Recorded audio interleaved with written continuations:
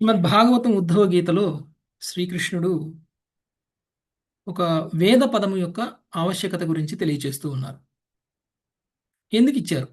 వేదాలు ఎందుకు ఈ యొక్క ఆ, కొన్ని కర్మకాండ విధానాలని లేదా పుణ్యకర్మలు చేసేటువంటి దాన్ని వివిధ ధర్మాలని ఎందుకు జనులకి ఇచ్చారు అనేటువంటి విషయాన్ని మనం చూస్తూ ఉన్నాం. ప్రత్యేకించి వేదాలు అనేటువంటివి భక్తిలో లేనటువంటి వాళ్ళని, అంటే కృష్ణ భక్తిలో లేనటువంటి వాళ్ళని కృష్ణ భక్తిలో తీసుకురావడం కోసం ఉపయోగపడేటువంటి సాధనం. ఓకే. అలా అని వేదాలలో చెప్పినటువంటివే చేసుకుంటూ ఉంటాను నేను, అలా చేస్తే నాకు పర్ఫెక్షన్ వచ్చేస్తుంది అని అంటే అది సాధ్యం కాదు. వేదాల యొక్క ముఖ్య ఉద్దేశం మనల్ని కృష్ణుడి దగ్గరికి చేర్చడం. అది జరగనప్పుడు మీరు వేదాలను అనుసరించినంత మాత్రాన, వేదాలలో చెప్పబడినట్లే కర్మలు చేసినంత మాత్రాన మనకి భగవంతుడి యొక్క ధామానికి వెళ్ళేటువంటి అవకాశం ఏమీ రాదు. ఈ భౌతిక విషయంలోనే మనము ఉంటాం. అందులో భాగంగా ఎందుకు మనము ఇంకొకటి ఏంటంటే, ఈ వేదాలు మనల్ని ఏం చేస్తాయి అని అంటే సత్వగుణ స్థితికి తీసుకొస్తాయి. తమో గుణంలో నుంచి సత్వగుణం వరకు కూడా తీసుకురావడానికి ఇవన్నీ కూడా మనకి ఉపయోగపడతాయి. అయితే ఎందుకు మనము సత్వగుణ స్థితికి వెళ్ళలేకపోతున్నాము అనేటువంటి విషయాన్ని కూడా మనకి తెలియచేశారు. కారణం మనకు ఉన్నటువంటి కోరికలు, ఇంద్రియార్థాల పట్ల మనకున్నటువంటి ఆకర్షణ. ఇంద్రియార్థాల పట్ల మనకున్నటువంటి ఆకర్షణ కాస్త అది కోరికగా మారుతుంది, కామముగా మారుతుంది. ఆ కామము కాస్త క్రోధముగా మారుతుంది. ఎప్పుడైతే మనం కావాలి, పొందాలి అనుకున్నది పొందలేకపోతామో అప్పుడు అది క్రోధంగా మారుతుంది. అందుకని మనం కోరుకునేటువంటిది ప్రాక్టికల్గా సాధ్యమయ్యేటువంటిది మాత్రమే కోరుకోవాలి, కానీ సాధ్యం కానిది కోరుకోకూడదు. ఎందుకంటే సాధ్యం కానిది కోరుకున్నా కానీ అది మనము పొందలేకపోవడం వల్ల క్రోధం అనేటువంటిది వస్తుంది. క్రోధం రావడం వల్ల విచక్షణ కోల్పోతాం, జ్ఞానాన్ని కోల్పోతాం, బుద్ధిని కోల్పోతాం. ఆ తర్వాత మనం చేసేటువంటి ప్రతి కర్మ కూడా పాపకర్మ అవుతుంది. క్రోధంలో తీసుకున్నటువంటి నిర్ణయాల వల్ల, క్రోధంలో చేసినటువంటి కర్మల వల్ల మనకి పాపం వస్తుంది. ఎందుకంటే అవన్నీ కూడా విచక్షణ లేకుండా, బుద్ధి లేకుండా చేస్తున్నటువంటి పనులు అవుతాయి కాబట్టి. కాబట్టి మనము అజ్ఞానాంధకారంలో చేసినటువంటి కర్మలుగా వాటిని పరిగణించబడతాయి. కారణం మన యొక్క చేతనము హరించి వేయడము, క్రోధం వల్ల కలిగినటువంటి చేతనము హరించి వేయడము. కాబట్టి ఎప్పుడైతే మనం ఆ స్థాయికి వెళ్తామో మన జీవితం యొక్క లక్ష్యాన్నే మనం కోల్పోయినటువంటి వాళ్ళగా మనం బ్రతుకుతాం. ఎందుకంటే ఈ కామము, ఈ కోరిక, ఈ ఇంద్రియ భోగ ఆసక్తి అనేటువంటిది మనము మన శరీరాన్ని ఉపయోగించుకునే ఆధ్యాత్మిక పురోగతిని చేరకుండా చేస్తుంది. అంటే జీవిత యొక్క లక్ష్యాన్ని సాధించకుండా వృధాగా ఉండిపోతాం. కాబట్టి ఈ శరీరం ఉన్నా కానీ వృధా అయిపోయినట్లే. అసలైన ప్రయోజనం నుంచి మనము గతి తప్పినటువంటి మృతుని వలె మనల్ని మనము భావించాలి. ఎందుకు అనంటే మృతుడు అంటే శరీరం లేనిటువంటి వాడు, శరీరం చనిపోయినటువంటి వాడితో సమానం అన్నమాట, శరీరం ఉండి కూడా. ఇక తమో గుణంలో ఉండిపోతాము.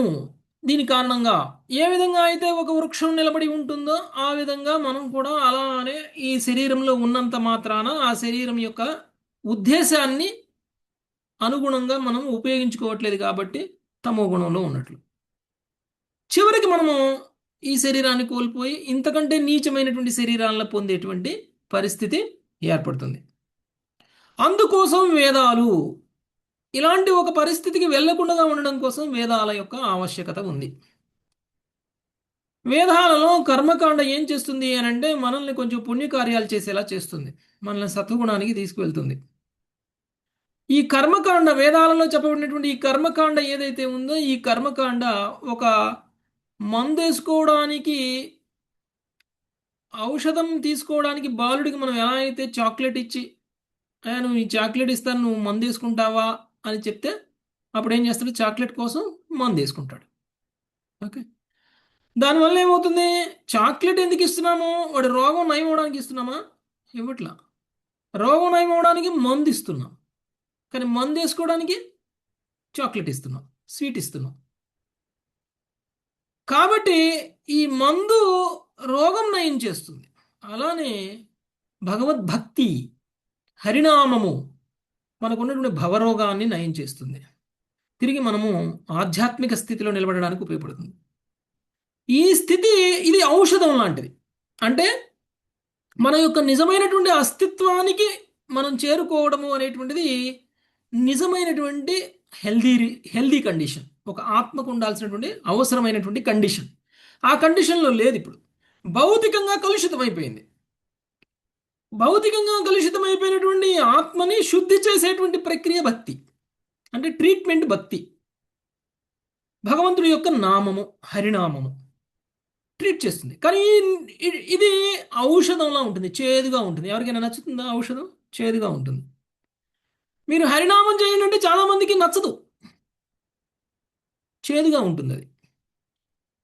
మరి చేదైన ఔషధాన్ని తీసుకోవడానికి ఏ విధంగా అయితే మనం ఒక చాక్లెట్ ఇచ్చి చాక్లెట్ కోసం ఔషధాన్ని తీసుకొని ఎలా చేస్తే పోతే పోయిందిలే, ఔషధం కాసేపు చేదుగా ఉంటుంది, ఆ చేదుది ఎలాగోలా తాగేద్దాం, తాగితే కనుక నాకు ఆ, చాక్లెట్ వస్తుంది అనేటువంటి భావనలో చేదైనటువంటి ఔషధాన్ని కూడా ఏ విధంగా అయితే బాలురు తీసుకుంటారో ఆ విధంగా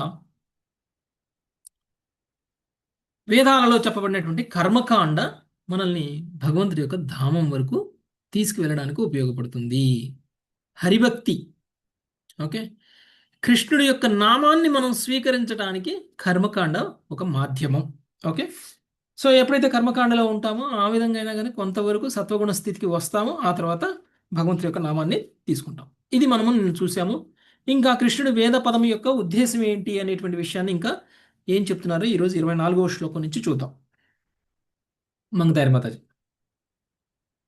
ఉత్పత్త్యైవ హి కామేషు ప్రాణేషు స్వజనేషు చ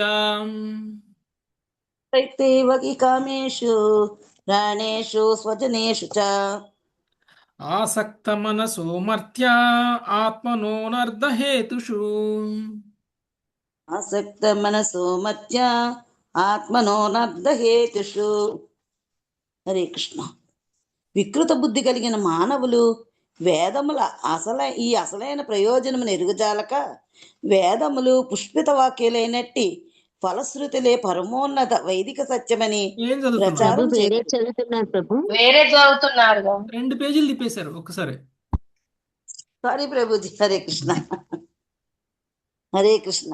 జన్మతోనే మానవులు స్వీయేంద్రియ భోగములందు, దీర్ఘాయువునందు, ఇంద్రియ కలాపములందు, దేహబలమునందు, వీర్యమునందు, బంధుమిత్రులయందు అమితానరుక్తులై ఉందురు.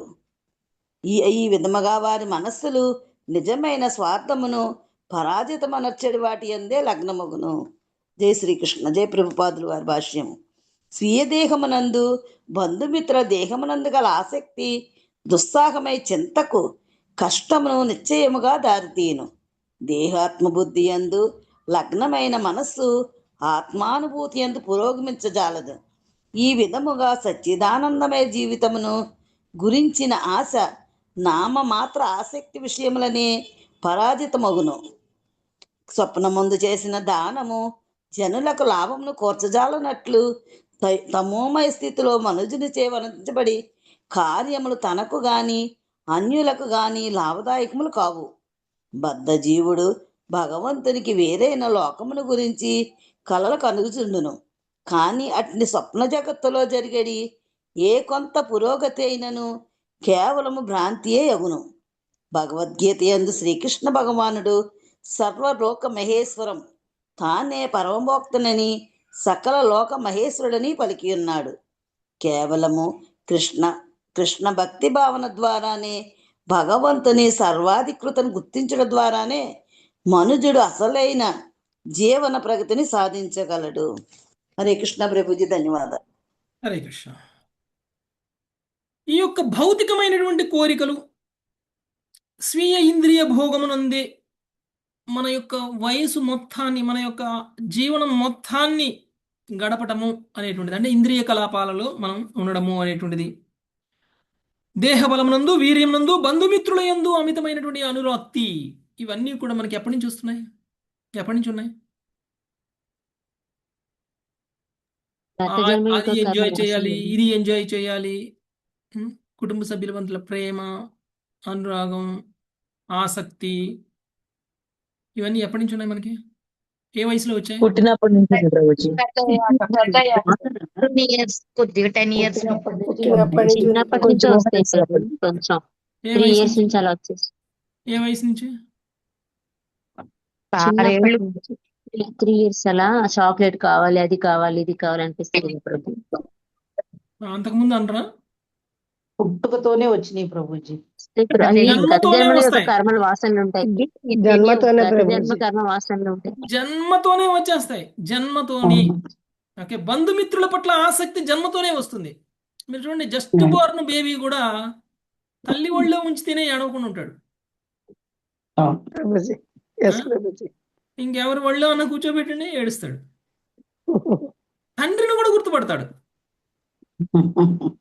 తండ్రి దగ్గరికి వెళ్ళినా కానీ ఏడుపు ఆపేస్తాడు. ఓకే, తండ్రి చేతి స్పర్శ కూడా వాళ్ళకి అర్థమవుతుంది. అంటే పుట్టకతోనే వచ్చేస్తుంది. అది కావాలి, ఇది కావాలని పుట్టగానే ఏడవరా? పాలు కావాలని ఏడుస్తారు కదా, ఏడుస్తారు. అంటే నిజానికి ఇప్పుడు మనం ప్రాచీన బర్హికి చెప్పిన కథ ఏంటిది? పురంజనుడి కథ. పురంజనుడు ఇప్పుడు పురంజనుడు శరీరాన్ని తీసుకోవడానికంటే ముందు ఎక్కడ ఉండాలి నేను, ఎలా ఉండాలి నేను, ఎక్కడ ఉంటే బాగా ఎంజాయ్ చేయగలుగుతాను, నేను ఎంజాయ్ చేయడానికి అవసరమైన ప్రదేశం ఏంటి అని ఎతుక్కొని వచ్చాడా? లేదా వచ్చిన తర్వాత పరిస్థితులు ఎంజాయ్ చేయడానికి అనుకూలంగా ఉన్నాయి కాబట్టి ఎంజాయ్ చేశాడా? ఎత్తుక్కొని వచ్చాడు. ఎతుక్కొని వచ్చాడు. మీరు చూడండి, పురంజనుడి కథ చెప్పినప్పుడు పురంజనుడు వెతుక్కుంటూ ఉన్నాడు ఈ ప్రపంచం మొత్తంలో ఎక్కడ నేను సుఖంగా అనుభవించగలను అని. వెతుకుతూ వెతుకుతూ వెతుకుతూ వెతుకుతూ నవద్వారపురానికి వచ్చాడు. అక్కడ ఎస్టాబ్లిష్ చేసుకున్నాడు తన రాజ్యాన్ని. ఓకే, అంటే ఏంటి? పుట్టిన తర్వాత పుట్టక ముందా, లేకపోతే పుట్టక ముందే ఉన్నాయి ఆ కోరికలు. ఓకే, అందుకనే మనము నవద్వారపురానికి వచ్చాం. మనం అందరం తలా ఒక నవద్వారపురాన్ని రాజులుగా ఏలుతున్నాం మనం. అవునా కదా? సో మనం మన రాజ్యానికి మనం కింగ్. నిజమైన స్వార్థాన్ని మర్చిపోయాం. ఏంటి నిజమైన స్వార్థం? భగవత్ సేవ, భగవద్దాసు. మనల్ని మనం ఉద్ధరించుకోవడం, అంతే కదా? మనల్ని మనం ఉద్ధరించుకోవడం అంటే ఆత్మ యొక్క నిజస్థితిని తీసుకువెళ్ళడం అనేటువంటిది. దానికోసం మనం చేసేటువంటి ప్రతి పని కూడా స్వార్థంతో చేసినట్లు. ఓకే, నాకేమీ వద్దు, నాకు మీరేమి ఇచ్చినా వద్దు, నాకు నా ఆత్మ ఉద్ధరణ కావాలి అనుకోవడం స్వార్థం కదా. నా ఆత్మ ముందు ఉద్ధరింపబడాలి, మీ ఆత్మ కూడా ఉద్ధరింపబడాలి. ఓకే, ఆత్మ గురించి మాత్రమే ఆలోచించడం అనేటువంటి నిజమైన స్వార్థం. నిజమైన స్వార్థం మర్చిపోయాము. కానీ అబద్ధమైన స్వార్థాలు వచ్చేసాయి మనకి. ఏంటి అబద్ధమైన స్వార్థాలు? ఫాల్స్. విద్యాహంకారం, శరీరానికి సంబంధించిన స్వార్థం, భౌతిక స్వార్థం. ఆధ్యాత్మిక స్వార్థం వదిలేసి భౌతిక స్వార్థంలోకి వచ్చేసి నిజమైన అహంకారాన్ని పోగొట్టుకొని మిథ్యాహంకారంలో ఉన్నాం. ఓకే, ఇది మిథ్యా స్వార్థం. శరీరానికి సంబంధించినటువంటి సుఖాలు, ఇంద్రియ భోగాలు, ఇంద్రియార్థాల పట్ల ఆకర్షణ, శరీరానికి సంబంధించినటువంటి బంధుమిత్రులతోటి ఆకర్షణ, ఇవన్నీ కూడా మనల్ని ఈ జగత్తులోనే ఉంచేస్తున్నాయి. ఈ జగత్తులోనే ఉండేలాగా మనకి చేస్తున్నాయి. పురోగమించలేకపోతున్నాం. ఆత్మానుభూతికి అడ్డంకులు అయిపోతున్నాయి మనకు వచ్చినటువంటి పుట్టుకతో వచ్చినటువంటి ఈ యొక్క గుణాలు. ఓకే, జన్మతః కలిగినటువంటి ఆకర్షణ మనల్ని ఆత్మానుభవంలో పురోగతి అనేటువంటిది లేకుండా చేస్తున్నాయి. ఆ ఆత్మానుభవంలో పురోగతి అనేటువంటిది నిజమైనటువంటి స్వార్థం. నిజ స్వార్థాన్ని మనము మర్చిపోతున్నాం. ఓకే ఓకే శ్రీకృష్ణుడే సర్వలోక మహేశ్వరం అనేటువంటి విషయాన్ని మర్చిపోయి మనం అందరం కూడా మహేశ్వరులం అనుకునే స్థాయిలోకి మనం అందరం కూడా దిగజారిపోతున్నాము. అది ఒకవేళ ఆ కాన్షియస్నెస్లో ఉంటే, అంటే చరమభోక్త కృష్ణుడు అనేటువంటిది మర్చిపోయి చరమభోక్త నేనే అవ్వాలి అని కోరుకోవడం ఏదైతే ఉందో అది మన యొక్క అసలైనటువంటి జీవనం యొక్క ప్రగతిని సాధించకుండా అడ్డం పడుతుంది. ఓకే, అది ఇక్కడ చెప్తున్నారు. నెక్స్ట్ 25వ శ్లోకం. శుభంగి మాతాజీ. నతాన విదుష స్వార్థం భ్రామ్యతో వృజినా ధ్వని నతా విదుష స్వార్థం మేతో వృజినా ధ్వని కథం యంధ్యాత్ పునస్తేషు తామస్తమో విశతో బుధః. కథం యుజ్ఞాత్ పునస్తేషు నామస్తమో విసతో బుధః. భావము: నిజమైన స్వార్థము ఎరుగని వారు సంసార పథమును విభ్రమించుచు క్రమముగా తమస్సు వైపునకు చనుచుదురు. మూర్ఖులే అయినప్పటికీ వేదాదేశములను లక్ష్య పెట్టినచో వేదములు వారిని ఇంద్రియ భోగమున మరింత ప్రోత్సహించును. మైథున భోగం పైన ఆధారపడి ఉన్నట్టు సంగము, స్నేహము, ప్రేమ అను వాటిని చేసి త్యాగమయ జీవితము ఆత్మానుభూతిని చేపట్టుటకు లౌకికులు సిద్ధపడి ఉందరు. అట్టి మూర్ఖ వీరులను వేదాదేశ ఛత్రము క్రిందకు తెచ్చుటకై అసంఖ్యాకము ఫలములను చివరకు స్వర్గ ప్రాప్తిని కూడా వేదములు శ్రద్ధావంతులకు వేదానుయాయులకు తెలుపుచున్నవి. భక్తుని వివరింపబడినట్టు అట్టి ఫలములు పిల్లవానికి మిఠాయి చూపుట వంటిది. అంతటా శ్రద్ధతో ఔషధం విషయ వస్తువులన్నీ నామమాత్ర భోక్తతో పాటు పోవునవే కనుక భౌతిక భోగము నిక్కముగా దుఃఖకారకమే అయ్యుంది. లౌకిక జీవనము కేవలము దుఃఖమయము, చింత పూర్ణంనై ఉన్నది. దేహము అందమైన షడ్రసోపేతమైన లేదా యశస్సు నామమాత్ర భోగ వస్తువులను గాంచినంతనే మనుజుడు కలవరపడును. కాని అట్టి కల్పిత సుఖము సంతృప్తి తీవ్ర ఆశ, అది ఎన్నడూ లోభింపబో. మనుజుడు నిరంతరము భంగపాటుకి గురియగుచుండును. అతడు మరింత భోగింప యత్నించినప్పుడు భంగపాటు మరింత వృద్ధిగుచుండును. కనుక ఆధ్యాత్మిక స్థితిలో చర్మశాంతిని సుఖమును లక్షించి ఉండేది వేద జ్ఞానము లౌకికమైన జీవన శైలిని ఎంత మాత్రము ఆమోదింపబోదు. వేదములు చేతిల్పబడిన ఫలములు నానా యజ్ఞముల ద్వారా విష్ణు శరణాగతి బద్ధ జీవుడు స్వీకరించ చేయుటకు కొన్ని ప్రలోభములు మాత్రమే. అజ్ఞానములో ఇంద్రియ భోగమును అనుకూలము కావించుటకే ధర్మశాస్త్రములు ఉద్దేశించబడినవని వేదవాదరతులు పలుకుచుందురు. అయినను ధర్మం యొక్క నిజమైన లక్ష్యం మోక్షమే. దాని యందు లౌకిక ఇంద్రియము మరించిపోవును. దేహాసక్తి అనడి అంధకారము ఆధ్యాత్మిక జ్ఞాన నిలువబడజాలదు. ఆధ్యాత్మిక ఆనంద సాగరంలో చింతాపూర్ణకు బాహ్య సుఖము పూర్తిగా తొలగిపోవును. శ్రద్ధాపూర్ణుడగు దాసునిగా పరిపూర్ణ కృష్ణ భక్తి భావంలో సచ్చిదానందమయ జీవితము కొరకు భగవత్ చరణారగతియే వేదము నిజమైన అర్థము. Thank you Prabhuji. హరే కృష్ణ. హరే కృష్ణ. మనము ఒకవేళ వేదాలలో చెప్పినట్లు పాటించాము, ఓకే, మనం నిన్న చెప్పుకున్నాం చాక్లెట్ మనకి మందు తీసుకోవడం కోసం ఇచ్చారు. చాక్లెట్ తీసుకొని మందు తీసుకోకుండా పారిపోతే ఏమవుతుందో చెప్పుకున్నాం. ఏమవుతుంది? వృధా ప్రభుజీ, వృధా అవుతుంది, వృధా అయిపోతుంది. మనం రోగం నయం కాదు.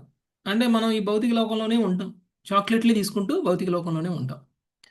అలానే వేదాలలో చెప్పబడినటువంటి కర్మకాండ యొక్క ముఖ్య ఉద్దేశం కూడా మనము ఆధ్యాత్మికంగా పురోగమించాలి అని, కృష్ణ భక్తిలోకి రావాలి అని. ఎవరైతే కృష్ణ భక్తిలోకి రారో, అంటే నిజస్వార్థాన్ని తెలుసుకోలేకపోతారో అలాంటి వ్యక్తి సంసార సాగరంలోనే ఉండిపోతారు. ఆ నిజస్వార్థం ఏమిటి అంటే కృష్ణ భక్తి. ఓకే, నిజస్వార్థం కృష్ణ భక్తి. మరి కృష్ణ భక్తిని చెప్పకుండగా మరి ఏవేవో చెప్తున్నటువంటి ఈ వేదాలు మనల్ని ఇంద్రియభోగాన్ని ప్రోత్సహిస్తున్నట్లా? వేదాలు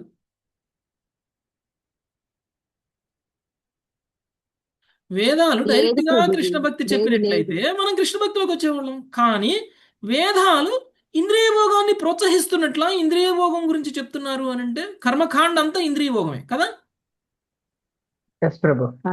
స్లోగా పురోగమించడం కోసం ఇక్కడ కృష్ణుడు ఏం చెప్తున్నారంటే, వేదాలు ఏదైతే కర్మకాండ ఇచ్చిందో ఆ కర్మకాండ యొక్క ముఖ్య ఉద్దేశం ఇంద్రియ భోగాన్ని ప్రోత్సహించడం కోసం కాదు, అది కేవలం ఒక ప్రలోభం మాత్రమే అనేటువంటి విషయాన్ని చెప్తున్నారు ఈ శ్లోకంలో.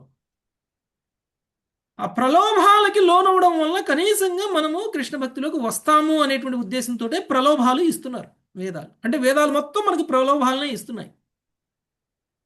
కాబట్టి ప్రలోభాలను మాత్రమే అంగీకరించి వేదాలలో చెప్పబడినటువంటి విధంగానే చేస్తే మనం ఏం చేస్తాం? మనం ఏమైపోతాం? నిజ స్వార్థాన్ని మర్చిపోయిన వాళ్ళం అయిపోతాం. మనం ఈ భౌతిక విషయంలోనే ఉండిపోతాము. కాబట్టి ఆధ్యాత్మిక పురోగతి అనేటువంటిది ఉండదు. ఈ భోగించడానికి ఏవేవైతే ఇస్తున్నాయో ఇవన్నీ భోగించినటువంటి వ్యక్తికి అర్థమవుతుంది, ఇంకా భోగించాలంటే ఇంకా పూజలు చేయాలి, ఇంకా భోగించాలంటే ఇంకా పూజలు చేయాలి. అది మనల్ని తమో గుణం నుంచి బయటికి తీసుకొస్తుంది అని చెప్తున్నారు. యజ్ఞాలు చేస్తారు, యాగాలు చేస్తారు, తపస్సులు చేస్తారు, దానాలు చేస్తారు, ధర్మాలు చేస్తారు. ఇవన్నీ కూడా సత్వగుణ స్థితికి తీసుకొస్తాయి. సత్వగుణ స్థితికి రానటువంటి వ్యక్తి నోట్లో నుంచి హరే కృష్ణ మహామంత్రం రాదు. మీరు ఎంత చెప్పినా, ఎన్నిసార్లు చెప్పినా ఆ వ్యక్తి హరే కృష్ణ మహామంత్రాన్ని స్వీకరించలేడు. ఓకే, అందుకనే వేదాలు మనల్ని తమో గుణం నుంచి బయటికి తీసుకొస్తున్నాయి. కర్మకాండ అనేటువంటి ప్రలోభం ద్వారా, ఓకే, ప్రలోభం ద్వారా మనకి కర్మకాండ నుంచి తీసుకొస్తున్నాయి. మీరు చూడండి, ఇప్పుడు ఎంప్లాయీస్ ఉన్నారు, ఉద్యోగం చేస్తున్నారు, వాళ్ళకి శాలరీ ఇస్తారు. ఉం? ఎందుకు ఇస్తారు శాలరీ? ఒక్కొక్క ఎంప్లాయీకి లక్షల లక్షల శాలరీ ఎందుకు ఇస్తారు? ఆ వ్యక్తి మీద ఆ కంపెనీ 10 లక్షలు సంపాదిస్తే వాడికి 1 లక్ష ఇస్తారు, అంతేనా? లాభం లేకుండా ఇవ్వరు కదా. ఉం? అలా అన్నమాట. అంటే మనం ఏమనుకున్నాం? తెలివిగల వాళ్ళం అయితే మనం ఏం చేస్తాం? ఉం? మనం ఏంటి ఒకళ్ళ కింద ఎంప్లాయీగా పనిచేసేది? మనమే ఇంకొకళ్ళకి 1 లక్ష రూపాయలు ఇస్తే 10 లక్షలు మనకి మిగులుతాయిగా. ఓకే, అంటే మనం ఏం చేస్తాం అప్పుడు? యాక్చువల్ రిజల్ట్ ఏదైతే ఉందో, యాక్చువల్ బెనిఫిట్ ఏదైతే ఉందో దానికోసం ప్రయత్నం చేసి మనము మనం కూడా బిజినెస్ చేయడం అనేటువంటి స్టార్ట్ చేస్తాం, వ్యాపారం చేయడం మొదలు పెడతాం. అలాగే ఇప్పుడు వేదాలలో ఇవ్వబడిన అంటే ఏదైతే మనకి ఇస్తున్నారో అది ఏంటిది? మనకి ఇచ్చేటువంటి ప్రలోభం. ఈ ప్రలోభం అంటే మనకి ఇచ్చేటువంటి జీతంతో సంతృప్తి పడ్డాం అనుకోండి, ఏమవుతుంది? మనం ఎప్పటికీ వ్యాపారస్తులం కాలేం, బిజినెస్ మ్యాన్లం కాలేం. జీతంతో సంతృప్తి చెందినటువంటి వ్యక్తి వ్యాపారస్తుడు కాలేడు. జీతంతో సంతృప్తి చెందినటువంటి వ్యక్తి యొక్క ఆదాయం స్థిరంగా ఉంటుంది, కాకపోతే వ్యాపారస్తుడు సంపాదించినంతగా సంపాదించలేడు. అవునా కదా? వ్యాపారస్తుడు ఆదాయానికి హద్దులు లేవు, కానీ జీతం మీద ఆధారపడినటువంటి వ్యక్తికి హద్దులు ఉన్నాయి, లిమిట్ ఉంది. అవునా కదా? ఎంతైనా సంపాదించే అవకాశం ఉంటుంది. రేపు కస్టమర్స్ పెరిగితే ఇంకా బిజినెస్ పెరుగుతుంది, ఇంకా కస్టమర్స్ పెరిగితే ఇంకా బిజినెస్ పెరుగుతుంది. అంటే ప్రలోభము అనేటువంటి దానికి మనం లొంగిపోయాము అని అంటే మనము అసలు నిజాన్ని మనం గ్రహించలేము, అసలు లాభాన్ని మనం పొందలేము. కాబట్టి ప్రలోభాలకి లొంగకూడదు అని మనకి ఇక్కడ తెలియజేస్తుంది. అంటే వేదాలు ఇచ్చేటువంటి కేవలం ప్రలోభాలే. నెక్స్ట్ 26వ శ్లోకం, ప్రమీల మాతాజీ. ఏవం వ్యవసితం కేచి. ఏవం వ్యసితం కేచి. ఉమాపతి ప్రభు ప్లీజ్ మ్యూట్లో ఉండండి. ఏవం వ్యవసితం కేచిద్ అవిజ్ఞాయ కుబుద్ధయః ఏవం వ్యవసితం కేచిదవిజ్ఞాయ కుబుద్ధయః ఫలశ్రుతిం కుసుమితాం న వేదజ్ఞా వదంతి. ఫలశ్రుతిం కుసుమితాం నా వేదజ్ఞా వదంతి. వికృత బుద్ధి కలిగిన మానవులు వేదముల ఈ అసలైన ప్రయోజనమును ఎరుగజాలక వేదముల పుష్పిత వాక్కులైనట్టి ఫలశ్రుతులే పరమోన్నత వైదిక సత్యమని ప్రచారం చేయుదురు. అసలైన వేద జ్ఞానము కలిగిన వారు ఆ రీతిగా పలుకరు. భాష్యము, ఈ జగత్తునకు పరముగా వేరొక నిత్యమైన భగవద్రాజ్యము లేదనియు, అందువలన స్వర్గలోక ప్రాప్తికే మనుజుడు కర్మకాండీయుడు కావాలననియు కర్మకాండ తత్వానుయాయులు ప్రకటింతురు. కడచిన అధ్యాయం నందు శ్రీ ఉద్ధవునకు భగవానుడు వివరించినట్లు భౌతిక జగత్తులో నిజమైన సుఖము లేనే లేదు. ఏలయన జీవుడు స్వర్గము మొదలుకొని నరకము వరకు గల వివిధ లోకములందు నిరంతరము పరిభ్రమించుచు ఆ విధముగా సర్వదా భౌతిక వాతావరణం నందు కల్లోలితుడై ఉండును. వైద్యుడు బాలునకు మిఠాయి పూత కలిగిన మందు ఇచ్చినప్పటికీ మిఠాయిని తిని మందును పారేయమని బోధించువాడు నిక్కముగా మూర్ఖుడే యగును. అదే రీతిగా స్వర్గభోగమును వర్ణించడి పుష్పిత ఫలశ్రుతులు నిజమైన వేద జ్ఞాన ఫలమును గాక కేవలము అలంకృతమైన ఇంద్రియ భోగములనే వసగగలవు. తద్విష్ణు పరమం పద సదా పశ్యంతి సూరయః అని వేదములందు ఋగ్వేదము 1.22.20 తెలుపబడింది. శాశ్వత స్వర్గలోకవాసితులైన దేవతలను నిత్యము భగవంతుని నిత్యధామము వైపునకే తమ దృష్టిని సారించియుందురు. కనుక స్వర్గలోక జీవన ప్రమాణమును ప్రశంసించడి మూర్ఖజనులు స్వయముగా దేవతలే భగవద్భక్తులని గుర్తించవలసి ఉన్నది. మనుజుడు నామమాత్ర వేద జ్ఞాన కుహన ప్రచారకుడు గాక కృష్ణ భక్తి భావనము చేపట్టి జీవన ప్రగతిలోని సమస్యకు సరి అయిన పరిష్కారమును చేకూర్చవలెను. హరే కృష్ణ ప్రభుజీ, దండవత్ ప్రణాం. హరే కృష్ణ. సో చాలా మంది ఉన్నారు వేద జ్ఞానాన్ని అందరికీ తెలియచేసేటువంటి గురువులు. ఉమ్, ఈ యొక్క కర్మకాండని ఫలశ్రుతులని తెలియచేస్తూ ఉంటారు. వేదాలలో ఇలా చెప్పబడి ఉంది, ఇలాంటి యజ్ఞాలు చేయండి, ఇలాంటి యాగాలు చేయండి. మీరు చాలా మంది చూసే ఉంటారు. మీరు చాలా మంది గురువులుగా భావించేటువంటి వ్యక్తులు కూడా మీతోటి అనేక కర్మకాండ వ్రతాలు చేపిస్తారా లేదా? పెళ్లిగాని అమ్మాయికి చెట్టుతో పెళ్లి చేయమంటారు. గుర్తు మీకు తెలుసా? ఒక వేప చెట్టుకో చింత చెట్టుకో పెళ్లి చేస్తారు. ఎస్ ప్రభుజీ. లేకపోతే గొర్రెకో పొటేలుకో దేనికో దానికి ఇచ్చి పెళ్లి చేస్తారు. ఈ అమ్మాయికి జాతక దోషం ఎవరైతే పోవాలి. వివాహం చేసుకుంటారో మొదటి భర్త చనిపోతాడు అని ఏమైనా ఉందనుకోండి జాతకంలో, వాళ్ళు ఏం చేస్తారు? ఒక చెట్టుకో ఒక జంతువుకో ఇచ్చి పెళ్లి చేస్తారు. రెండో పెళ్లి రెండో పెళ్లి యోగం ఉందని చెప్పినా కూడా అలా చేస్తారు ప్రభుజీ. రెండో పెళ్లి యోగం ఉందన్నా కానీ అలా చేస్తారట. ఓకే, ఇవన్నీ కర్మ, ఇవన్నీ ఇవి కొన్ని, ఇది ఒక రకం.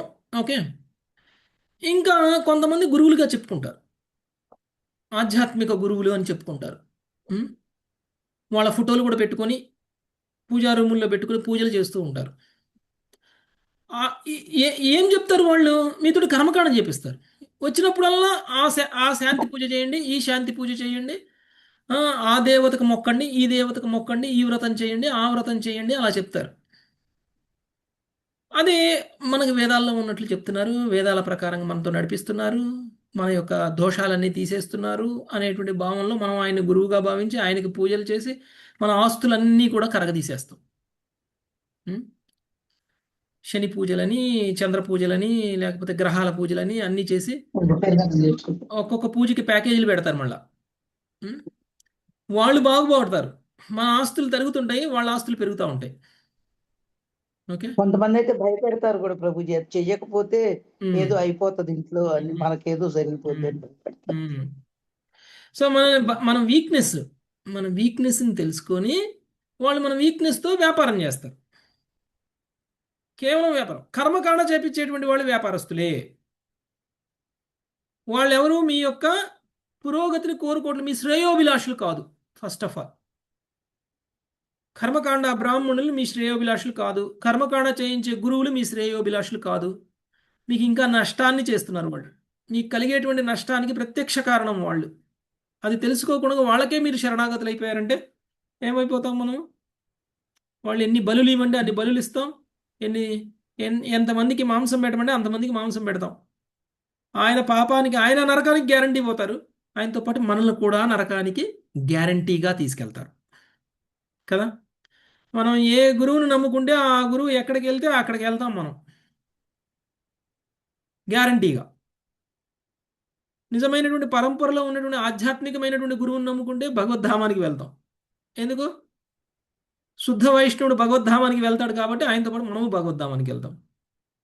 10 గొర్రెలు గోపించి 10 బర్రెలను గోపించిన వ్యక్తిని గురువుగా భావించామనుకోండి, ఆయన ఎక్కడికి వెళ్తాడు? నరకానికి వెళ్తాడు. అది ఆయన్ని ఫాలో అయిన మనం ఎక్కడికి వెళ్తాం? నరకానికి. అవన్నీ కోపించేటప్పుడు ఏం చెప్తారు? ఇగో వేదాల్లో చూపిస్తా చూడండి, ఇగో పలానా శ్లోకం పలానా అధ్యాయం అంటారు. నిజమే అది. కానీ అదే అంతిమ లక్ష్యం అనేటువంటి భావనలో మనకి ప్రచారాలు చేసేటువంటి వ్యక్తులు చాలామంది ఉన్నారు. కొంతమంది అయితే ఇంకా టీవీ ఛానల్స్లో కూడా చెప్పుకుంటూ ఉంటారు, గొప్ప ప్రచారకర్తని అన్న భావనలో, నాకంటే శాస్త్రం తెలిసిన వ్యక్తి లేడు, నాకంటే జ్ఞానం తెలిసిన వ్యక్తి లేడు అనుకుంటూ కూడా చెప్తూ ఉంటారు. వాళ్ళకి కృష్ణుడు అంటే ఏంటో తెలియదు, వాళ్ళకి నిజమైన భక్తి అంటే ఏంటో తెలియదు, నిజమైన శరణాగతి అంటే ఏంటో తెలియదు. వాళ్ళకి వేద జ్ఞానం ఏదైతే వాళ్ళు నిజమైన జ్ఞానం అనుకుంటున్నారో ఆ వేద జ్ఞానాన్ని ఇచ్చినటువంటి కృష్ణుడు చెప్పిన విషయం తెలియదు వాళ్ళకి. ఆ వేద జ్ఞానం నేను ప్రలోభ పెట్టడానికి ఇచ్చాను అనేటువంటి విషయం కృష్ణుడు చెప్తుంటే ఆ వేద జ్ఞానమే అంతిమ ఆధ్యాత్మిక జ్ఞానము అనుకునేటువంటి స్థాయిలో వాళ్ళందరూ కూడా ఉన్నారు. కాబట్టి మనకి కలిగేటువంటి భౌతికమైనటువంటి సుఖాల కోసం చేసేటువంటి కర్మకాండ యాగాలన్నింటినీ కూడా చేపించేటువంటి చాలామంది గురువులు ఉన్నారు. వాళ్ళందరూ కూడా మిమ్మల్ని పతనం చేయడానికి మీ వెంట పడుతున్నారు అనేటువంటి విషయాన్ని మనము గ్రహించలేకపోతే మనం అజ్ఞానులం అవుతాం. ఓకే, వాళ్ళకి ఎంత వేదాలు చదివే పండితులైనా సరే, మనం వేదాలు చదివే వాళ్ళు గొప్పవాళ్ళు వాళ్ళు చాలా బాగా వేదాలు చదువుతున్నారు, వాళ్ళు చాలా గొప్పగా శబ్దాలను ఉచ్చరిస్తున్నారు అని అనుకుంటాం. వేదం చదవడం గొప్ప ఏంటి? వేదం చదివితే ఏమొస్తుంది? చాలామంది వేదాలు చదివే వాళ్ళు ఉన్నారు తెలుసా? ఉం? వేదాలు చదివే క్లాసుల్లో జాయిన్ క్లాసులు అవుతారు, కూడా ఉంటున్నాయి ప్రభు. కంఠస్థం చేస్తారు. కంఠస్థం చేపిస్తారు. ఏమొస్తుంది అది చేస్తే? కృష్ణ భక్తి వస్తుందా? కర్మకాండ వస్తుంది. కృష్ణ భక్తి వస్తే చెయ్యండి, కృష్ణ భక్తి రాకపోతే చేయకండి. ఎందుకంటే ఎంత చక్కగా ఉచ్చరించినా కానీ మంత్రాన్ని, ఆ మంత్రం యొక్క మీనింగ్ తెలుసుకొని ఆ మంత్రం ఎందుకు మనకి ఇవ్వబడింది అనేటువంటి విషయాన్ని మనం తెలుసుకోకపోతే ఆ యొక్క స్పష్టంగా వేదాలు చదివినా కానీ వృధానే, దానివల్ల ఏమి లాభం లేదు. ఓకే, కాబట్టి ఇలాంటి కుహన గురువులు ఉంటారు, జాగ్రత్త అని కృష్ణుడు ఇక్కడ చెప్తున్నారు మనకి. నెక్స్ట్ 27వ శ్లోకం, శ్రీవాణి మాతాజీ. కామినః కృపణాలుబ్ధా పుష్పేషు ఫలబుద్ధయః. హరే కృష్ణ ప్రభుజీ.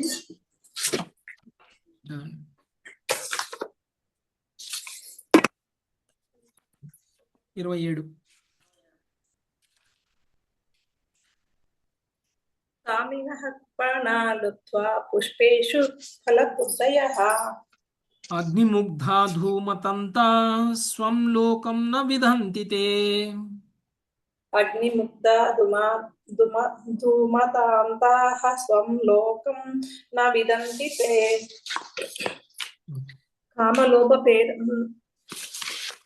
కామలోభ పేరాకులతో నిండిన వారు కేవలము పుష్పములచే అసలైన జీవన ఫలములని కొరగొడరు. అగ్ని తేజముచే మోహితులు దాని పొగచే ఉక్కిరిబిక్కిరైన వారునై వారు తమ స్వరూపమును గుర్తింపచాలరు. భాష్యము. స్త్రీ సాంగత్యమునందు అనురక్తులైన వారు గతిక మేర్పాటువాదులుగా నగుదురు. తమ భోగమునకు తమ వనితాజన భోగమునకు సమస్తమును కోరుచు వారు పేరాస కలిగిన వారు, లోబులు, చింతాద్వేషపూర్ణులు అయ్యదురు. అట్టి దుర్భాగ్య జనులు వేదమునందలి ఫలశ్రుతులనే అత్యున్నత జీవన పూర్ణతమని పొరపడుతూ భౌతిక లాభమును వస్తడి యజ్ఞములే సర్వోన్నత ధర్మమని భావించి ఆ విధముగా అజ్ఞానంలో మునిగిడి మూర్ఖ జనులను అగ్నిముగ్ధ అను పదము సూచించును. అగ్ని పొగను కలుగచేసే దృష్టికి అంతరాయము కలిగించును. అట్లే సఖామ యజ్ఞపథము పొగపూర్ణము అస్పష్టమైన ఆత్మను గురించిన స్పష్టమైన అవగాహన కలిగిను. సఖామ ధర్మానుష్ఠానుసర పనులు తమ స్వరూపమును కానీ భగవద్రాజ్యములలో ఆత్మ యొక్క అసలైన ఆశ్రయమును కానీ గుర్తింపచాలని భగవానుడు ఇచ్చిన స్పష్టంగా తెలియజేసినాడు. వేదైచ్చ సర్వైరహమేవ వేద్యః అని భగవద్గీత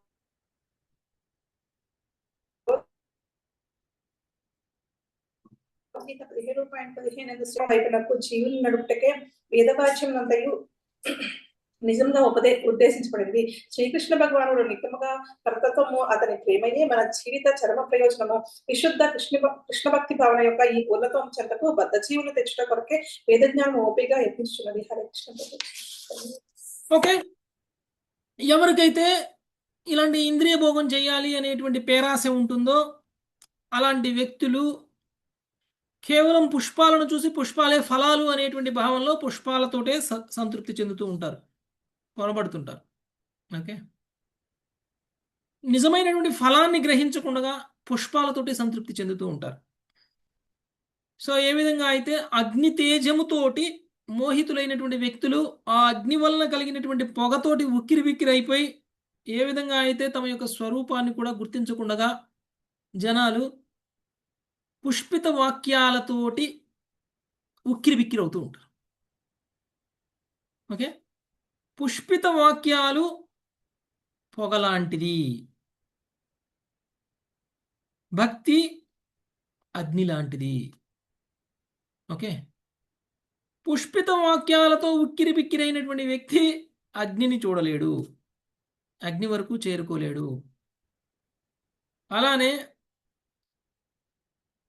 మనము అంటే పొగలోనే ఉక్కిరి బిక్కిరైనటువంటి వ్యక్తి అగ్నిని ఎలా చేరుకోలేరో ఆ విధంగా పుష్పిత వాక్యాలతోటి ఉక్కిరి బిక్కిరైనటువంటి వ్యక్తి తన యొక్క స్వరూపాన్ని ఎప్పటికీ గుర్తించలేడు. ఓకే. ఎప్పటికీ కూడా తను భగవంతుడి యొక్క అంశ అనేటువంటి విషయాన్ని తెలుసుకోలేడు. ఆత్మానుభూతి అనేటువంటిది జరగదు. స్వధర్మం ఏమిటి అనేటువంటి విషయాన్ని మర్చిపోతాం. ఓకే. సర్వోన్నత ధర్మం స్వధర్మం అనేటువంటి విషయాన్ని మనం మర్చిపోయి మనము కేవలం కర్మకాండలో ఉండిపోతాం. ఏవైతే వేదాల ద్వారా తెలుసుకునేటువంటి కర్మకాండ యొక్క ముఖ్య ఉద్దేశం కృష్ణుడు అనేటువంటి విషయాన్ని మర్చిపోతాం. వేదైశ్చ సర్వైర్ అహమేవ వేద్య. భగవద్గీతలో కృష్ణుడు ఏం చెప్పారు? 15.15లో వేదైశ్చ సర్వైర్ అహమేవ వేద్య. సో కృష్ణుడిని పొందాలి మనం. కృష్ణుడిని పొందాలి అనేటువంటిది మన జీవన యొక్క సాఫల్యం. జీవన సాఫల్యం పొందాలి అనండి అంటే ఇప్పుడు మీరు ఉదాహరణకి మీకు ఒక ఎగ్జామ్ పెట్టారు. ఎగ్జామ్ పెడితే పాస్ మార్క్ 30-35%. కానీ జీవన సాఫల్యాన్ని పొందడానికి పాస్ మార్క్ ఎంత? 100కి 100. 99 వచ్చినా ఫెయిల్ అయినట్టే. 100% రావాలా? 100% రావాలంటే మనకు ఉండాల్సిన జ్ఞానం ఏంటి? కేవలం వేద జ్ఞానం ఉంటే సరిపోతుందా? లేదు ప్రభు. వేద జ్ఞానం మాత్రమే ఉంది, నాకు 100% కావాలని ఎగ్జామ్కి వెళ్ళి రాసామనుకోండి, వేదాల మీద ప్రశ్నలు అడుగుతారు, కానీ భక్తి గురించి అడిగితే అవుట్ ఆఫ్ సిలబస్ అయిపోద్ది. అవునా? అవుట్ ఆఫ్ సిలబస్ అయిపోద్ది. కానీ 100% రావాలంటే మీకు మీకు భగవద్గీత 10.10 ఎవరైనా చదువుతారా? తేషాం సతతయుక్తానాం భజతాం ప్రీతిపూర్వకం చదువుతారా ఎవరైనా? తేషాం సతతయుక్తానాం భజతాం ప్రీతిపూర్వకం దదామి బుద్ధిం తం యోగం తం మాముపాయంతి. దహామి బుద్ధి యోగంతం ఏన మాముపయాంతి. అంటే ఏంటి దాని మీనింగ్? మనం సత్యం కూడా ఆయన యొక్క నామాన్ని భజిస్తేనే భగవంతుడు దాని తగ్గ బుద్ధిని ఇస్తారు. ఆయన చేరే బుద్ధి కూడా ఆయన ఇస్తాడు ప్రభుజీ. సో ఎవరైతే నిరంతరము భక్తియుత సేవని ప్రేమతో చేస్తారో అలాంటి వ్యక్తి నన్ను పొందుతారు. నన్ను పొందడానికి అవసరమైనటువంటి జ్ఞానాన్ని ఇస్తాను అని చెప్తున్నారు. ఓకే. ఓకే. కృష్ణుడిని పొందడము అనేటువంటిది దాని మీనింగ్ చూడండి. నన్ను పొందుతారు, నన్ను పొందడానికి అవసరమైనటువంటి జ్ఞానం ఎప్పుడు వస్తుంది? నిరంతరం కృష్ణ భక్తిని ప్రేమతో చేసినటువంటి వాళ్ళు, కృష్ణ సేవని ప్రేమతో చేసినటువంటి వాళ్ళు. తేషాం సతతయుక్తానాం తేషాం సతతయుక్తానాం భజతాం ప్రీతిపూర్వకం దదామి బుద్ధి యోగంతం ఏన మాముపయాంతితే. అంటే మనకి సిలబస్ ఏంటి? మన ఎగ్జామ్కి సిలబస్ ఏమిటి? తేషాం సతతయుక్తానాం భజతాం ప్రీతిపూర్వకం. ఇది సిలబస్. అంటే ఏంటి? భగవంతుని ఎల్లప్పుడూ స్మరిస్తూ అది సిలబస్. ఆ సిలబస్ను మర్చిపోయి మనం ఇంకే ఇతర జ్ఞానాన్ని నేర్చుకుని ఎగ్జామ్ రాసినా 100% వస్తుందా? అందుకని చెప్పారు. అందుకని కృష్ణుడు ఈ శ్లోకాన్ని 10.10 చెప్పారు. 10కి 10 రావాలని. ఓకే. బాగుంది ప్రభు. 10కి 10 వస్తేనే మీకు కృష్ణుడు దొరుకుతారు. అందుకని 10.10లో పెట్టారు ఈ శ్లోకాన్ని. 10కి 10 రావాలా? 9 వచ్చినా ఫెయిల్ అయినట్టే, 9.5 వచ్చినా ఫెయిల్ అయినట్టే. ఓకే. 10కి 10 రావాలా? సిలబస్ ఏంటి? 10కి 10 రావాలంటే నిరంతరం కృష్ణ ఇప్పుడు భక్తిలో ఆయన్ని ఉండాలి. భజించాలి. అది ఓకే. సో అలా కాకుండా వేద జ్ఞానంలో పడిపోయామనుకోండి, మీకు మహా వస్తే 90 మార్కులు వస్తాయేమో, 95 మార్కులు వస్తాయేమో, 99 మార్కులు వస్తాయేమో, కానీ ఆ 100వ మార్కు మాత్రం రాదు, ఒకటి రాదు, ఆ ఒక్క మార్కు మాత్రం రాదు. ఓకే. అందుకనే మనం ఎప్పటికీ కూడా భగవంతుడిని చేరుకోలేము. ఎందుకు? వేదాల యొక్క ముఖ్య ఉద్దేశమే కృష్ణుని పొందడం. కృష్ణుని పొందేటువంటి జ్ఞానాన్ని వదిలేసి మిగిలిందంతా నేర్చుకుంటే లాభం లేదు. ఓకే. అందుకని నెక్స్ట్ 28 సునీత మాత. నతే మామంగ జానంతి హృది స్థం యా ఇదం మతః ఇదం యతః నతే మామంగజానంతి హృది స్థమ్య ఇదం యతః ఉక్తశస్త్రా హ్యసుతృపో హ్యశుతృపో యథా నీహార చక్షుషః తస్సత్రాహ్యసుతృ ఉక్తశస్త్రాహ్యసుతృపో యథా నిహార చక్షుషః. భావము. ఉద్ధవ, వైదిక కర్మకాండ ద్వారా సంప్రాప్తమైనట్టి ఇంద్రియ భోగమునందు అనురక్తులైన వారు ఎల్లరి హృదయములందు నేను నెలకొని ఉన్నానని, సమస్త జగత్తు నాకు అన్యము కాదని, అది నా నుండియే ఉద్భవించినదని ఎరుగజాలరు. నిజముగా వారు పొగమంచుచే కళ్ళు కప్పబడినట్టి వారే అయ్యుందురు. భాష్యము. ఇహపరములలో కొన్ని సకామ కర్మలను కలిగించడి వేద మంత్రోచ్చారణ ఉక్త శస్త్ర అను పదము సూచించును. శస్త్ర అను పదము ఆయుధమును కూడా సూచించును. ఈ విధంగా ఉక్త శస్త్ర అను పదమునకు యజ్ఞ పశువును వధించుటకు యజ్ఞములలో వాడబడే ఆయుధమని కూడా అర్థమవచ్చును. దేహభోగము కొరకు వేద జ్ఞానమును ఉపయోగించుకొని వారు లౌకిక ధర్మం అనేది ఆయుధముతో తమను తామే వధించుకొనుచున్నారు. దట్టమైన పొగమంచులో చూచుటకు యత్నించడి వారితో కూడా వారు పోల్చబడిరి. దేహమునందు నిత్యాత్మ ఉన్నదనేది విషయమును మరచడి దేహాత్మ బుద్ధి దట్టమైన అజ్ఞాన పొగమంచు వంటిది. అది భగవద్ దర్శనమును నిరోధించును. కనుకనే దేహాత్మ బుద్ధి అనేది దట్టమైన అజ్ఞానమును తొలగించుచు భగవద్గీత యందు శ్రీకృష్ణ భగవానుడు తన ఉపదేశమును ఆరంభించి ఉండెను. భగవన్ నియమమే ధర్మము. ప్రతి బద్ధజీవుడు తనకే శరణుదొచ్చి తనను సేవించుటను ప్రేమించుటను నేర్చి ఆ విధంగా భగవద్ధామమునకు చేరవలెననుట భగవంతుని తుది ఆదేశము. ఇదే కృష్ణ భక్తి భావన పద్ధతి. Thank you Prabhuji. హరే కృష్ణ. కృష్ణుడు తన నోటి ద్వారా పలికినటువంటి వేదాన్ని తానే వ్యతిరేకిస్తున్నారు ఇక్కడ. ఎందుకు? అప్పటి కాలమైన పరిస్థితులు అది చెప్తారు ప్రభుజీ స్టార్టింగ్ లో, తర్వాత స్లోగా వాళ్ళని ముందుకు తీసుకురావడం భక్తిలో. కృష్ణుడు వేదంలో ఇచ్చినటువంటి ముఖ్య ఉద్దేశం కృష్ణ భక్తిలోకి రావాలి అనేటువంటి ఉద్దేశంతో ఇచ్చారు. ఒకవేళ కృష్ణ భక్తిలోకి రాకపోతే ఈ వేదాలు ఎలా పనిచేస్తున్నాయట? కృష్ణ భక్తిలో రాని వ్యక్తి వేదాలు ఎలా పనిచేస్తున్నాయి అనంటే, ఒక పశువుని బలివ్వడానికి ఒక కత్తిని ఉపయోగించి కట్ చేస్తారా మెడని? ఆ కత్తిలా పనిచేస్తుంది మనల్ని మనం బలిచ్చుకోవడానికి.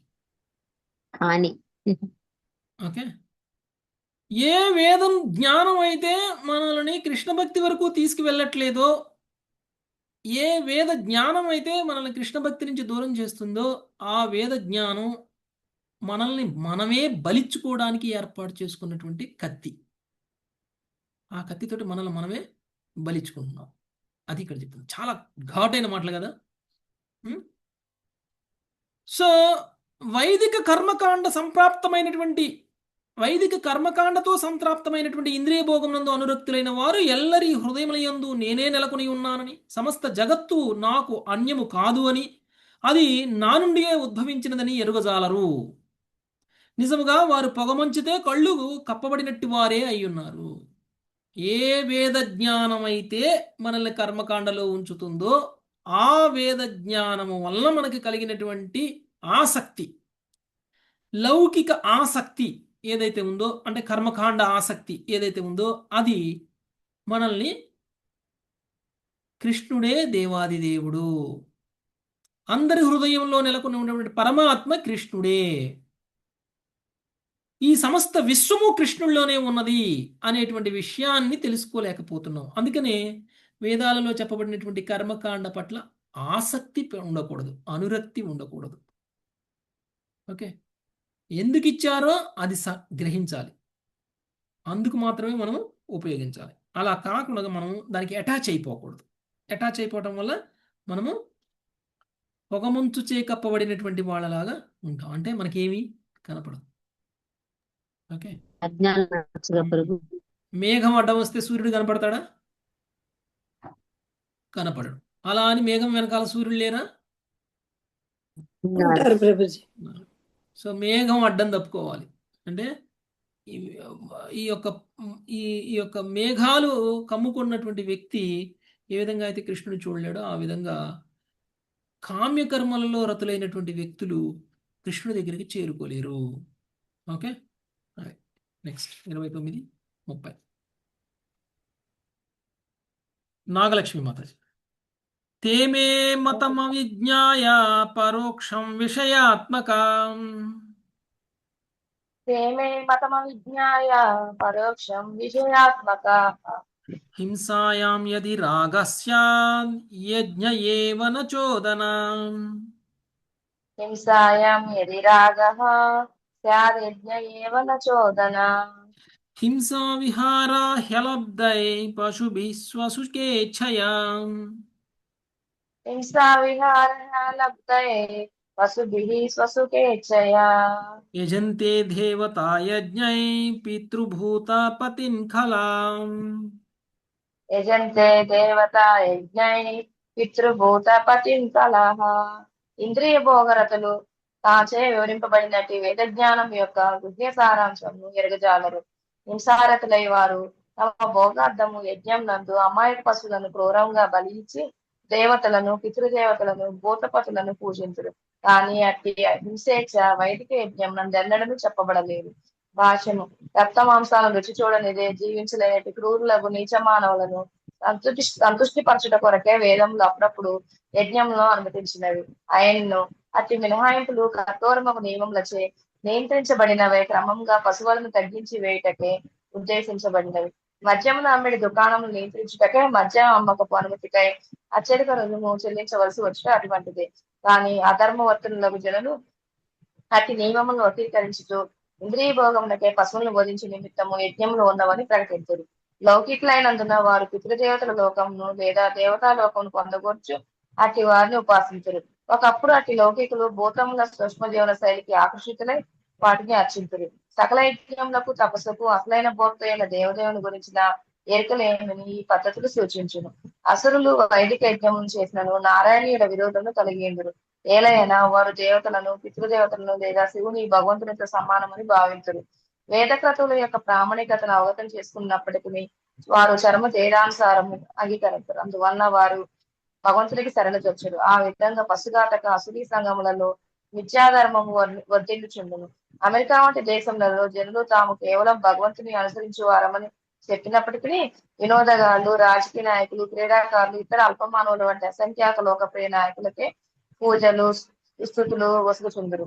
అతిలౌకికులైనందున పశుఘాతకులు అనివార్యంగా అసాధారణ మాయా స్వరూపములకే ఆకర్షితులగుదురు.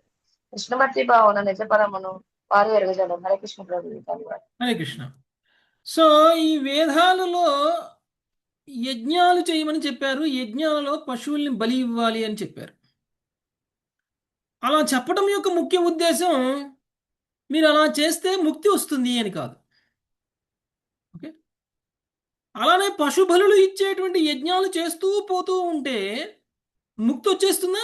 అలా చేస్తున్నాడు కాబట్టి ప్రాచీన బర్హిని మందలించాడు నారదుడు కదా. ప్రాచీన బర్హిని తిట్టాడు, మందలించాడు నారదుడు. పురంజనుడి స్టోరీ మొత్తం చెప్పిన తర్వాత ప్రాచీన బర్హి ఏమన్నాడు? ఆ వ్యక్తి ఎవరో కాదు నువ్వే అని చెప్తాడు. అదంతా చెప్పేశాడు. అంతా అయిపోయింది. ఆ స్టోరీ అంతా అయిపోయింది. నెక్స్ట్ అధ్యాయానికి వెళ్ళండి. ఏమన్నాడు ప్రాచీన బర్హి? ఏమన్నాడు అదంతా విన్నాక? పురంజనుడి స్టోరీ మొత్తం విన్న తర్వాత ప్రాచీన బర్హి ఏమన్నాడు? అప్పుడు తనకి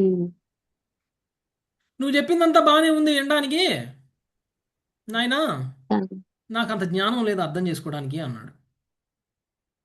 ఓకే. ఇంతే అన్నాడు ప్రాచీన బర్హి. నువ్వు చాలా గొప్పగా చెప్పావు, కానీ నాకు అంత పాండిత్యం లేదు నువ్వు చెప్పిన దాంట్లో ఫిలాసఫీ అర్థం చేసుకునే అంత. స్టోరీని స్టోరీలానే విన్నాడు. ఫిలాసఫీ అర్థం కాలేదు పాపం ఆయనకి. అందుకని ఏమన్నాడు? నాకు ఆ జ్ఞానం లేదు అన్నాడు. అంత జ్ఞానం లేదు. నాకు ఫిలాసఫీ అర్థం కాలేదు అన్నాడు. ఫిలాసఫీ అంటే ఇప్పుడు పురంజనుడు అంటే ఎవరు అనే విషయం కూడా ఆయనకు అర్థం కాల. తత్వం అర్థం కాల. స్టోరీలో తత్వం తెలుసుకోకుండా స్టోరీ వింటే ఏమి లాభం చెప్పండి? స్టోరీ అంతా విన్నారు, కానీ స్టోరీకి తత్వం తెలియలేదు. అప్పుడు ఆ స్టోరీకి ఏమైనా అర్థం ఉందా? ఆ స్టోరీ మనల్ని ఏమైనా మారుస్తుందా? అసలు ఏమి ఏముండదు. మార్చు. అందుకనే ఏమన్నాడంటే, సరే నువ్వేదో చెప్తున్నావు, నన్ను వానప్రస్థానం తీసుకోమంటున్నావు, ఇంకా చాలంటున్నావు కదా, సరే ఈ రాజ్యం ఏమైపోద్ది, ఈ రాజ్యంలో ప్రజలు ఏమైపోతారు, నా కొడుకులు వచ్చిన తర్వాత నా కొడుకులకి అప్పచెప్పాల్సింది చాలా ఉంది, నువ్వు ఉండు, నా కొడుకులు రాని, వచ్చిన తర్వాత వాళ్ళకి అన్ని మూటలన్నీ అప్పచెప్పి అప్పుడు నేను వెళ్తా, నా బాధ్యతలన్నీ తీర్చుకొని అని అన్నాడు ప్రాచీన బరి. ఇంత చెప్తే నీకు అర్థం కాలేదా అని నారదుడు తిట్టేశాడు. ఓకే, తిట్టేసి ఇప్పటికిప్పుడు వదిలేసి వెళ్ళిపో, నువ్వు ఇక్కడ ఉంటే మాత్రం నేను ఊరుకోను అన్నాడు నారదుడు. అప్పుడు వెళ్ళిపోయాడు ప్రాచీన బరి. కొడుకులు వచ్చిన దాకా కూడా వెయిట్ చేయొద్దని చెప్పాడు. అంటే నిజంగా దాంట్లో తత్వం తెలిసినటువంటి వ్యక్తి ఏం చేస్తాడు? ప్రాచీన బరిహికి ఉద్దేశించి చెప్పాడు. ప్రాచీన బరిహి నిజంగా తత్వాన్ని తెలుసుకుంటే ఏం చేస్తాడు? చెప్పకుండా వెళ్ళిపోతాడు. అసలు ఎన్ని ఆపేస్తాడు. అసలు క్షణం కూడా ఉండడు. ఆపేస్తాడు. క్షణం కూడా ఉండడు. విదురుడు తిడితే ధృతరాష్ట్రుడు అదే ప్రభు ధృతరాష్ట్రుడు గుర్తొచ్చింది. తెల్లారే లోపల వెళ్ళిపోయాడు. ఉన్నాడా? అదే గుర్తొచ్చింది ప్రభు. ఎస్ ప్రభు. కనీసంగా నేను వెళ్ళొస్తా అని కూడా చెప్పాల ఎవరికి. ధృతరాష్ట్రుడి కోసం పాండవులందరూ ఎతికారు అటు ఇటు, ఎక్కడుండో తెలియదని. ఓకే, అది పరిస్థితి. అందుకని ఇక్కడ ఏం చెప్తున్నారు అనంటే, వేద జ్ఞానం యొక్క గుహ్యమైనటువంటి సారాంశాన్ని మనం తెలుసుకోలేకపోతున్నాము. వేదాలలో చెప్పబడినటువంటి కర్మకాండ యజ్ఞాలలో పశువులను బలిస్తూ మనము దేవతలను పూజించడము, ఆ దేవతలను సంతృప్తిపరచడం కోసం యజ్ఞాలలో పశువులను బలి ఇవ్వడము, వేదాలు చెప్పినటువంటి జ్ఞానము అనేటువంటి భావనలో మనము అసలైనటువంటి జ్ఞానాన్ని మర్చిపోతున్నాం. అసలైనటువంటి జ్ఞానం వరకు తెలుసుకోలేకపోతున్నాం. కృష్ణ భక్తి భావన వరకు వెళ్ళలేకపోతున్నాం. ఎవరెవరు ఎలా సంతోషపడతారో ఆ విధంగా అలాంటి యజ్ఞాలు, అలాంటి యాగాలు ఇవ్వబడ్డాయి. ఆ దేవత పూజ, ఈ దేవత పూజ, ఇలా చేయాలి, అలా చేయాలి, ఇన్ని బలులు ఇవ్వాలి అని ఇవ్వబడ్డాయి. కానీ వేదాలలో చెప్పబడినటువంటి ఈ బలుల సంస్కారము వేదాల యొక్క ముఖ్య ఉద్దేశం కాదు. వేదాల యొక్క ముఖ్య ఉద్దేశం శ్రీకృష్ణ భగవానుడి పాదాల వరకు చేరుకునేలా చేయడం. కానీ మేము వేదాలనే పాటిస్తున్నాము అని బలులు ఇస్తూ ఇదే వేదం చెప్పింది కాబట్టి మేము చేస్తున్నాము అని చెప్తున్నారు. కాబట్టే భగవంతుడు తిరిగి అవతారం తీసుకొని బుద్ధుడులా వీళ్ళన్నింటినీ కూడా ఆపాల్సిన పరిస్థితి ఏర్పడింది. అవునా కదా?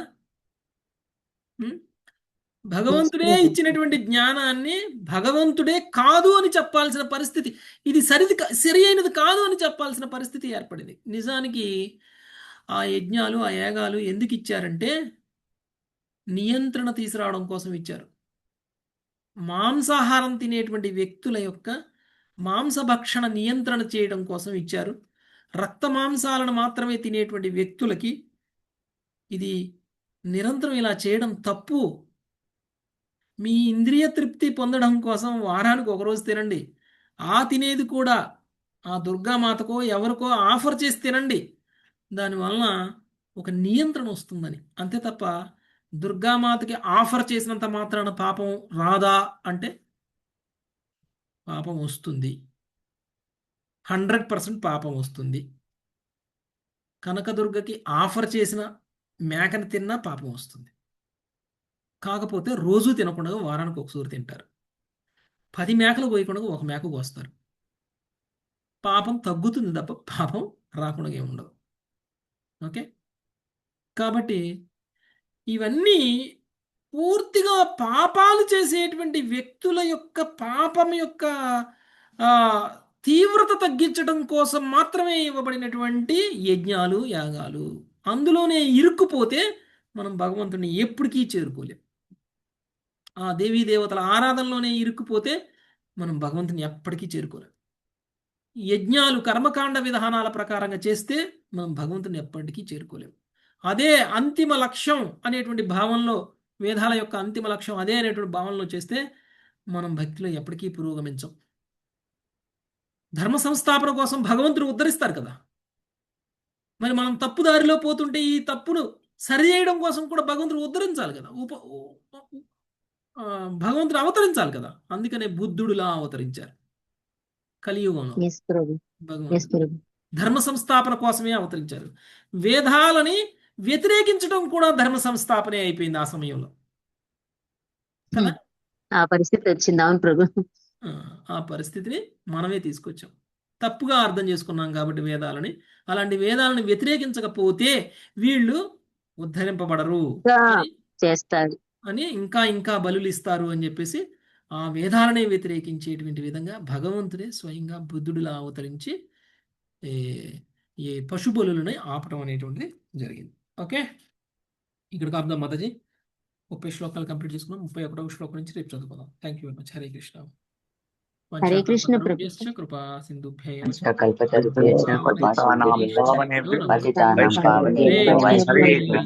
Krishna Hare Krishna Hare Krishna Hare Rama Hare Rama Rama Rama Rama Hare Hare. Thank you Prabhu.